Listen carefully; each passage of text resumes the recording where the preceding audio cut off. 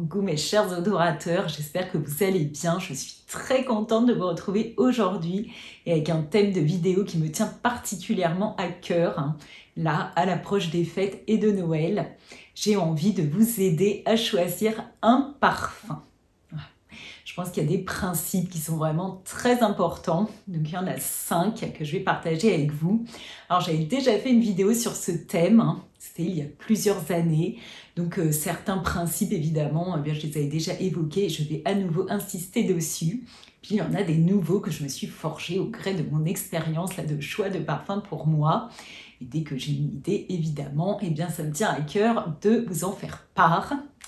Donc je vous mets un lien quand même vers mon ancienne vidéo, donc soyez indulgents, c'était mes débuts, les débuts de ma chaîne, mais vous avez toujours été très indulgents avec moi, très bienveillants et je vous en remercie. Voilà, je vous fais 1000 bisous pour être là, fidèles à nos rendez-vous parfums.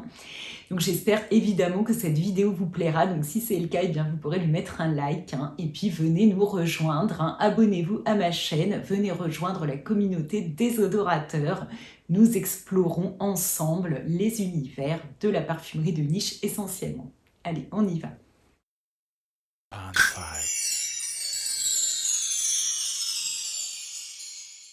Alors pour commencer, je pense qu'il y a vraiment un principe fondamental à ne pas transgresser quand on choisit un parfum. C'est de le faire pour soi et non pas pour autrui.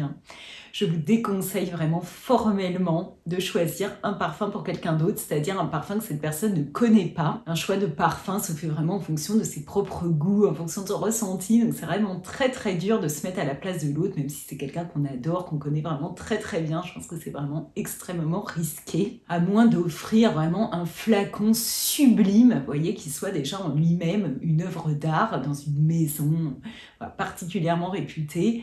Là, peut-être que le jus, c'est-à-dire la création parfumée, aura moins d'importance dans le cadeau et que rien que le flacon, l'emballage, la maison, le paquet sera déjà comptera énormément dans le plaisir de recevoir ce cadeau. Mais sinon, je vous dis, soyez très prudents. Je pense que c'est vraiment très très très compliqué de choisir un parfum pour quelqu'un. Offrez peut-être des coffrets découvertes si vous voulez vraiment aider quelqu'un à choisir son propre parfum. Mais là, oubliez, je pense vraiment, l'achat d'un parfum pour quelqu'un, un parfum que cette personne ne connaît pas et découvrira de lui faire une surprise parfumée. Je pense que c'est extrêmement risqué, donc je vous le déconseille.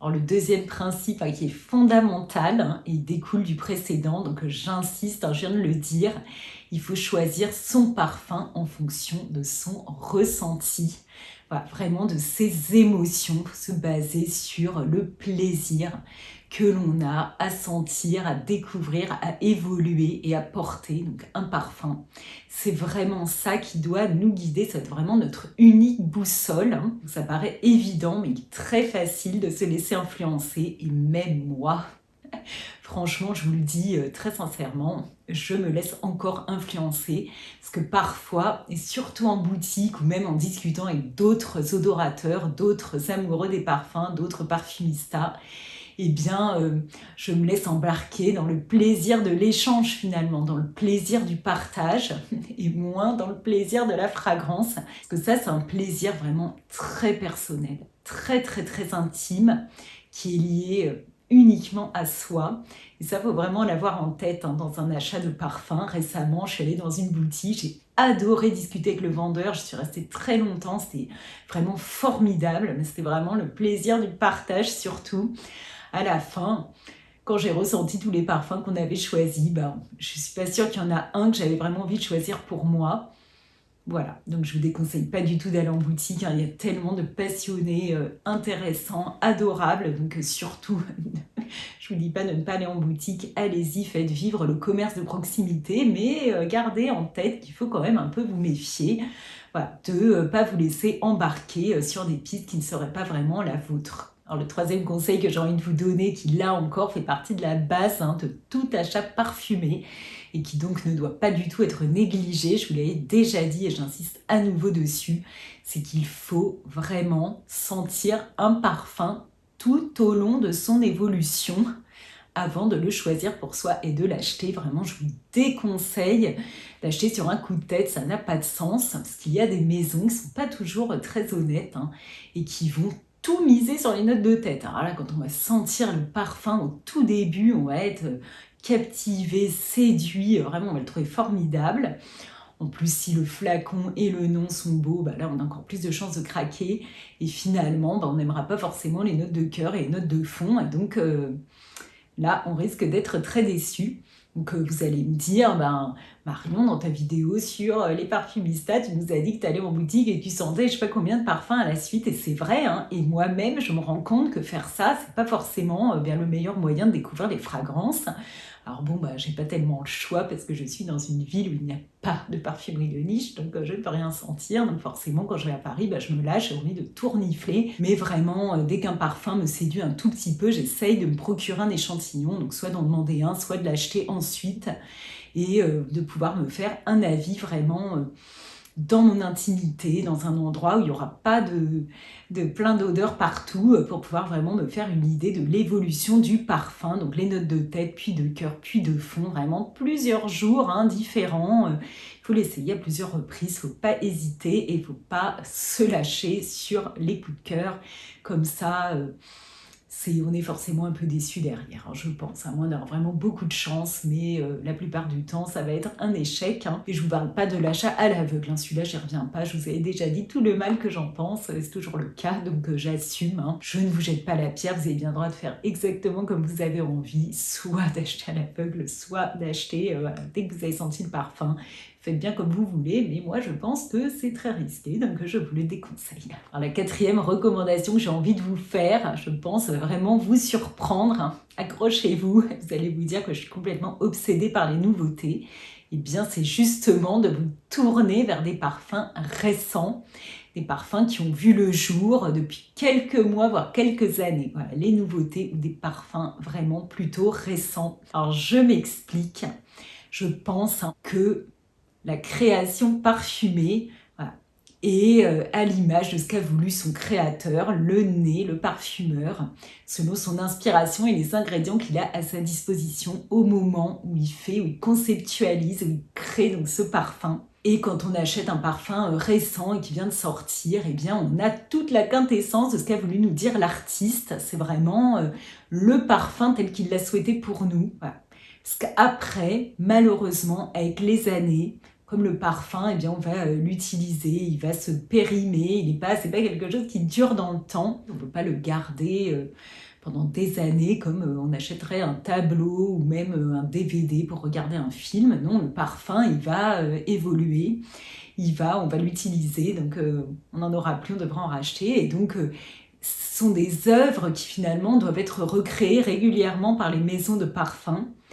Et malheureusement, les ingrédients changent, les ingrédients parfois deviennent interdits ou ne sont plus à disposition. Le parfum, eh bien, il va être obligé d'être recréé régulièrement, reformulé, et il va évoluer, pas forcément comme il était au départ. C'est pour ça, je pense vraiment maintenant que choisir des parfums récents, eh bien, c'est avoir accès à ce qu'a voulu nous dire le parfumeur vraiment à ce moment-là. J'ai envie de prendre l'exemple de Santal 33. Alors, je ne l'ai pas senti tout récemment, mais j'ai senti une version, je crois, il y a peut-être 1 an, qui était tellement éloignée du parfum que j'avais découvert au tout début que je me dis, si on le choisit à ce moment-là, c'est dommage, on passe à côté d'une magnifique création qu'elle a été. Alors évidemment, s'il nous plaît au moment où on l'achète, il n'y a pas de problème, ce que je vous ai dit, on se base sur notre plaisir, sur notre ressenti, mais on est plus éloigné de ce qu'a voulu nous dire le créateur au départ. Et c'est pareil pour le parfum, vous savez, l'année dernière, je me suis offert Mitsuko de Guerlain, sous la forme d'un extrait, donc un parfum mythique, j'adore, j'ai aucun regret de l'avoir acheté, j'ai un plaisir fou à le sentir et à le porter, mais là encore, je pense qu'il est très éloigné de ce qu'a voulu nous dire au départ le parfumeur, parce que ce parfum a été reformulé, il a évolué, les ingrédients à disposition de l'époque, parce qu'il est très ancien, je vous avais dit, je vous remettrai la date parce que je ne l'ai plus en tête, mais je crois que c'est 1926, donc c'est vraiment un parfum très très très ancien. Il est forcément différent maintenant, donc j'ai envie vraiment de vous conseiller de vous tourner vers les nouveautés. Là, vous serez en prise directe avec l'artiste. Je pense que c'est important. En tout cas, moi, ça me semble important, donc j'avais envie de vous le dire et de partager ça avec vous. Je vous conseille de choisir un parfum récent ou un parfum carrément qui vient de sortir. Alors, le 5e et dernier conseil que j'ai envie de vous donner, c'est d'aller choisir un parfum en ayant le nez et l'esprit ouverts, d'accepter de vous laisser surprendre et d'oublier vos idées préconçues sur ce que vous avez besoin, sur ce que vous recherchez, sur ce que vous aimez. C'est très compliqué à faire, hein. Moi-même, je vous ai claironné sur tous les tons que je n'aimais pas les fleurs, et pourtant maintenant il y a des parfums fleuris que j'aime porter, que j'ai beaucoup de plaisir à sentir, vraiment avec lesquels j'aime évoluer, donc voilà, je suis revenue moi-même sur mes propres idées, sur mes propres goûts. Je vous propose d'ouvrir vos chakras, si j'ose dire, pour vraiment vous laisser emporter. Et c'est là que les vendeurs peuvent être très intéressants. Je vous disais dans ma dernière vidéo que j'ai choisi le parfum 1957 de Chanel, alors que je n'arrêtais pas de dire à la vendeuse que je n'avais pas envie de le sentir parce que ça ne m'intéressait pas les muscles. Comme quoi, finalement, moi, je serais passée à côté de cette création. D'ailleurs, j'étais passée à côté d'elle depuis très longtemps, vu que j'étais allée sentir de nombreuses fois quand même les exclusifs de chez Chanel. Et je me suis laissée surprendre. Voilà, ça fait du bien, ça crée des émotions nouvelles, des émotions insoupçonnées, pas rester trop dans son carcan. Ça fait vraiment du bien. Donc là encore, il y a une maison de parfum dont je n'aime pas les flacons et je sais que pour moi c'est un peu rédhibitoire, c'est-à-dire vraiment ça me donne pas envie d'acheter dans cet univers. C'est Stéphane Humbert Lucas. Voilà, je n'ai pas de plaisir à regarder ces flacons. Et récemment, donc, il y a une odoratrice qui m'a envoyé un échantillon d'un de ses parfums. C'est Cécile, tu te reconnaîtras. Et bien j'ai beaucoup aimé le sentir. J'ai trouvé vraiment qu'il était hyper qualitatif, hyper beau. Comme quoi, voilà, j'étais influencée négativement par le flacon. Et là, dans un simple échantillon, j'ai trouvé ça très très beau. Donc je vous conseille bien de vous ouvrir à l'inconnu. Voilà pour mon dernier conseil. Alors voilà, cette vidéo est maintenant terminée, donc j'espère qu'elle vous aura plu. Donc si c'est le cas, eh bien mettez-lui un like. Oui, il est encore temps et ça me soutient. Et puis laissez-moi des commentaires. Alors, quels sont vos critères pour choisir un parfum? Ça m'intéresse, dites-moi tout. Franchement, partagez ça avec moi. J'ai toujours beaucoup de plaisir à vous lire et à vous répondre le plus possible et le plus rapidement possible. Voilà, je fais de mon mieux. Et puis, venez rejoindre la communauté des odorateurs. Abonnez-vous à ma chaîne. Il est ici question, comme je vous disais, de parfumerie de niche. Mais voyez, je pense que là, ce type de vidéo s'applique à tout type de parfum, de niche ou pas de niche. Allez, je vous embrasse bien fort et je vous dis au plus vite possible. Gros bisous!